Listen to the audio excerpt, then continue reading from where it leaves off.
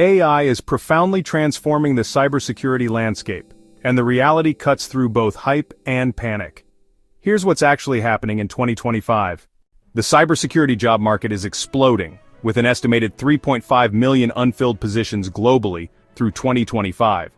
That's a staggering 350% increase since 2013, driven by the surge in AI adoption. AI isn't replacing cybersecurity jobs, it's amplifying them, shifting the focus to higher-value activities. Businesses are deploying AI at breakneck speed, often without robust security frameworks in place. This is creating security debt.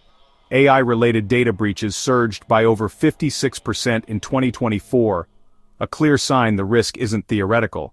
AI is creating entirely new cybersecurity roles like AI security engineer, AI threat analyst, and AI governance specialist.